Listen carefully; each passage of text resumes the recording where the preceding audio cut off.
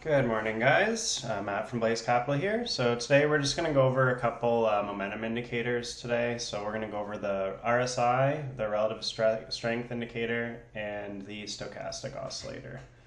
So both of these tools are used for determining overbought and oversold conditions. So you'll hear Justin or other people say, oh, we just have to cool off the indicators, that kind of thing, when something's happening. So what that means is we need to get from overbought, which is up here, and then oversold, which is here. So these indicators are both representative of overbought and sold conditions, but they're not definitive. So just because the RSI is up around 80 or 90 doesn't mean that we're going to turn around again. And just because it's below 30 or even in the 10 or 15 range, it's not going to turn around. So things can say overbought or oversold for a much longer period of time than you think they can.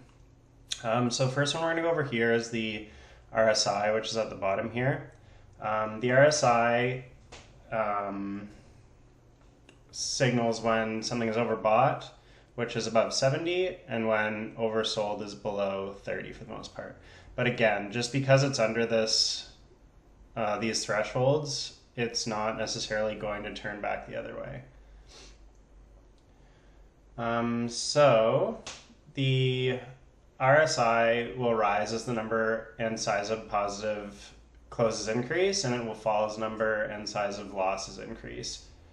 The second part of the calculation smooths the result, so it won't go above or below 0 or 100. So how do we use this tool? So like I was mentioning, we're going to look for when it's above here, the 70 mark, it's going to be overbought, and when we're below the 30 mark, it's oversold. So what we're watching for here is for it to go up into these ranges and then turn around. So we can compare that with the S&P. So when we get up into this range, you want to start looking for taking profits or possibly shorting, but you want to wait for confirmation before you do so.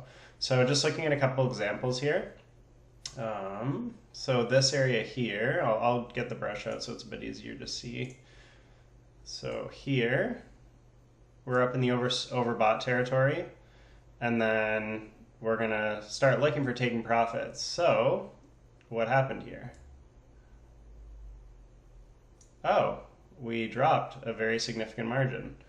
So how do we use that? All right, we'll zoom in here, there.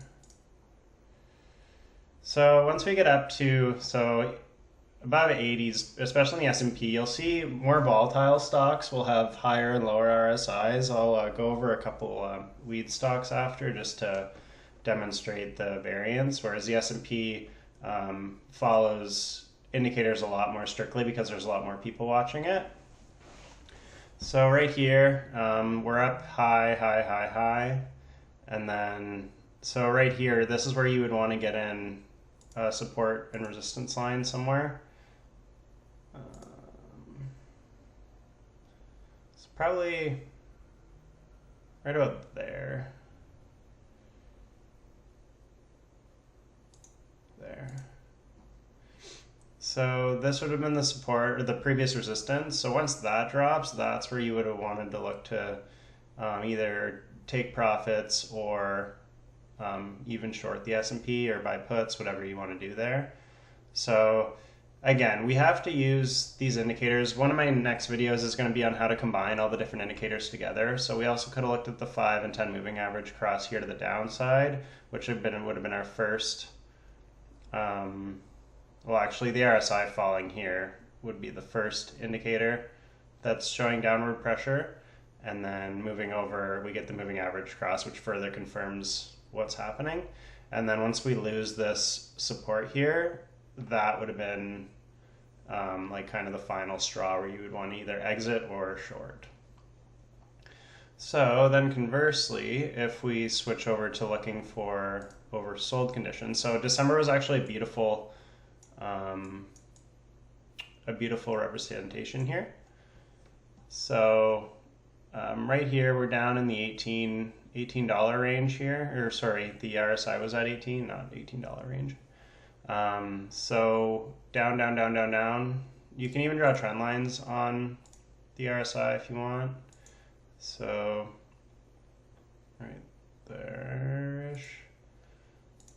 So once we get a break of here, which lines up with this big green bar here, that shows divergence in the RSI, which means bullish pressure.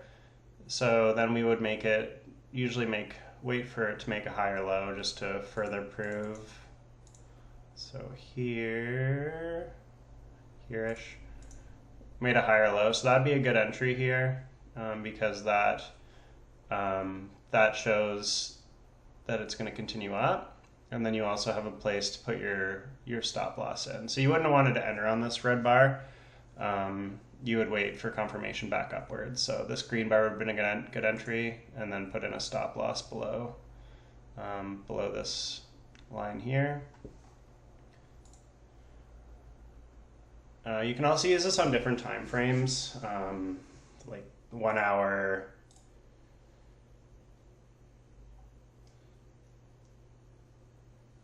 So if we go to the 1 hour, look for, just based on the different time frames, you're going to get less of a percentage move. So where in the daily price you might be looking for like a 5 or 10%, the 1 hour you might be looking for maybe a 3 or 4% type of move. Again, these are just examples. You can get a lot bigger moves. You're not going to be looking for as big moves on smaller time frames. Another one, we can go to the 5 minute here. So here we look for the RSI, so there's pretty oversold here. And then where's that line up with? Right here, got a pretty nice move upwards. Beautiful. So yeah, there you go. That's the RSI. So we'll move on to the stochastic quick. If anyone has any questions, just message me or comment in the Slack group. So next one we got here is the Stochastic Oscillator. So the stochastic is sensitive to momentum rather than absolute price. It's predicted on the assumption that closing prices should close near the same direction as the current trend. The stochastic oscillator generally consists of 2 lines. One reflects the actual value of the oscillator and one reflecting the 3-day simple moving average. Because price is thought to follow the momentum, the intersection of the lines is considered to be a signal that a reversal is in play. So what we want to look for here is for the blue line to cross the red line upwards in overbought or oversold conditions. So when it gets pretty close to 0, or below 5 or 6 here, that's going to be a pretty good chance that we're going to turn back the other way. The issue with any indicator, you're going to get a lot of false positives or false negatives. So you want to use these in combination with other things on the chart, such as support and resistance lines. I use the RSI and the stochastic together a lot. Moving averages, all that kind of stuff is going to kind of paint the whole picture, and then you can make an informed decision off of all the information added together. So if we look here at the stochastic, this is again in December. It was down at the bottom here. We got a cross over, and then we ramped all the way up here, made a higher low on the stochastic. Also, again, this is a really good buy place, and then continued upwards.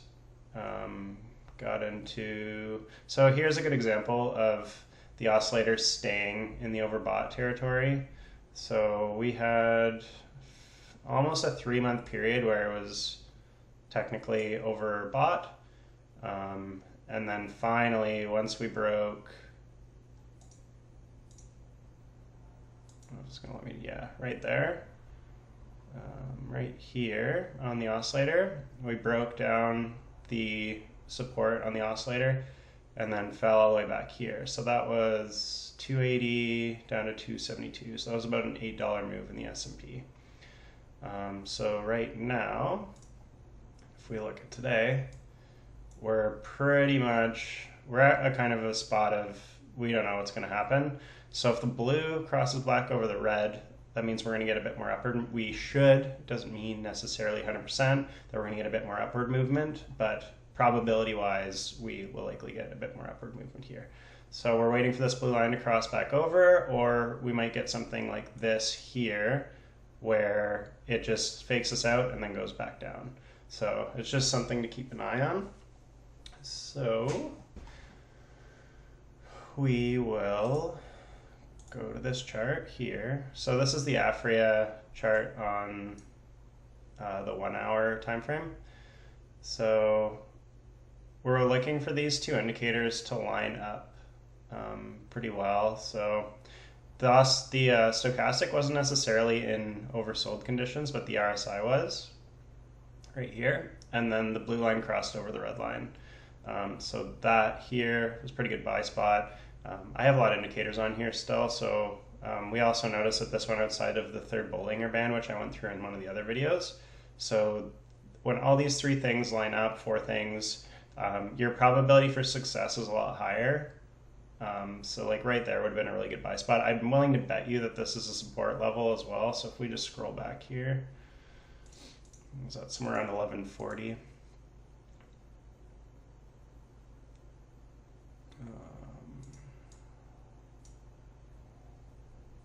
So right here-ish, yeah. So if we go over here, it's pretty much right where that hit. Oh, I lied. This is up a bit higher, 73. Oh, there. All right, sorry, 1178 was the actual support. That would have been the next stop if that didn't hold.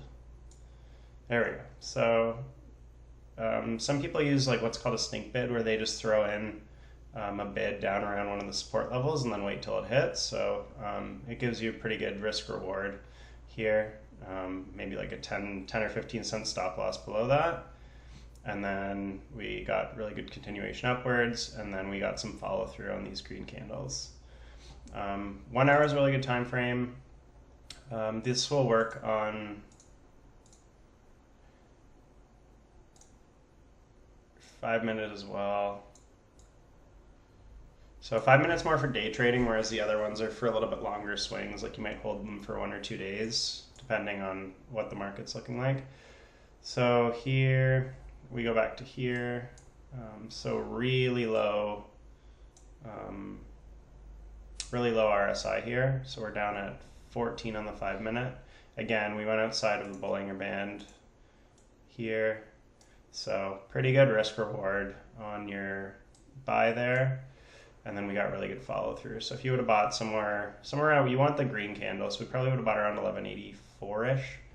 And then 1228 would be the first profit taking margin. So that's almost 40 cents. And then if you would have kept riding all the way up, you would have got 1258, which is about 70 cents of a move. That's pretty solid. So then here, guess where this is lining up, guys? Oh, overbought. What do you think happened? We pulled back to cool off the indicators, and then we got a little bit of some follow through the following day here. So yeah, there's a quick summary of how to use some of these different momentum indicators. If you guys have any questions, just feel free to message me, and let's make some money.